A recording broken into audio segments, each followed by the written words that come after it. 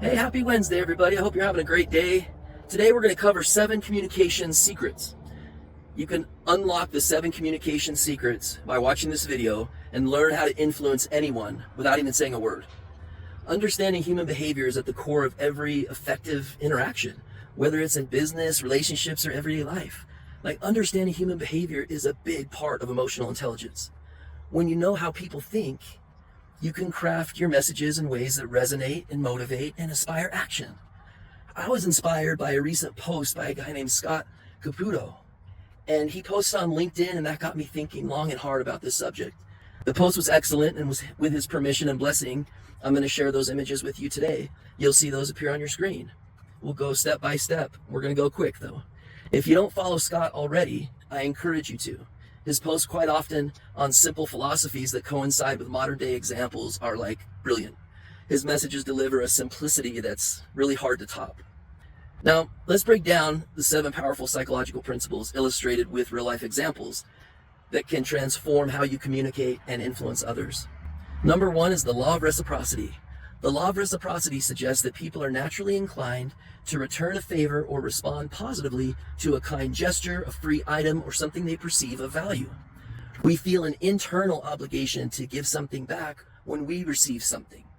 A well-known example can be seen in marketing and consumer behavior.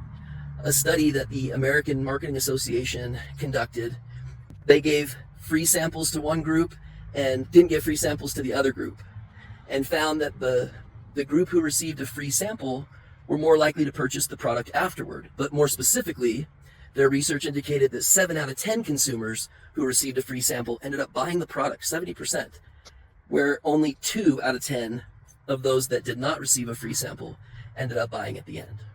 To build upon the action step you see on your screen right now, just start by giving, whether it's your time, resources, or knowledge, and people will be more likely to respond favorably when you make a request. Number 2 is the scarcity effect. The scarcity effect occurs when items or opportunities are perceived as more valuable simply because they are rare or limited in supply. When something is scarce, the fear of missing out, or FOMO, can push people to act quickly. A classic example that comes to mind for me is Apple when they launch a new iPhone. When it's released, they often announce that it's in limited supply and there's only a certain amount of quantity available at launch. This tactic drives long lines and heightened demand. Consumers rush to buy the latest iPhone model, not just because they need it, but because they're afraid it won't be available later, thus increasing the perceived value of that product. You following me so far? The takeaway from scarcity, aka FOMO, is highlight the exclusivity or limited availability of your product or offer to make it more desirable and motivate quicker decision making. Number 3 is consistency bias. The one and only Zig Ziglar referred to this concept as yes momentum. Consistency bias is the human tendency to want to act in ways that align with our previous beliefs, actions, or commitments. I would throw posts into that as well. People feel discomfort when they act inconsistently, and this cognitive dissonance drives them to maintain a steady course of action. So an example would be like a nonprofit organization might ask a potential donor to sign a petition supporting a cause. Once committed to supporting the cause in a small way, like signing a petition, they're far more likely to donate when asked later. This is because the initial action has created a self-image of being someone who cares about the cause, making it easier for them to justify a financial contribution to remain consistent. The takeaway from consistency bias is start by getting a small yes or initial commitment. Once people see themselves as supporting your cause or aligned with your message, they're more likely to say yes again in the future. Number 4 is social proof. And social proof is really more of a phenomenon. The following the herd concept. Social proof is the idea that we look to others to determine how we should behave, especially in uncertain situations. If a large group of people are doing something, it must be the correct or desirable action for us to take, right? An example would be when a new restaurant opens in town. The owners might strategically invite influencers or offer early discounts to generate buzz and fill the space.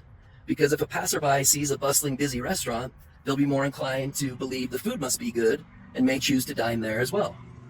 A study found that people are far more likely to visit a restaurant if it's crowded because it serves as a form of social proof that the place is worth trying.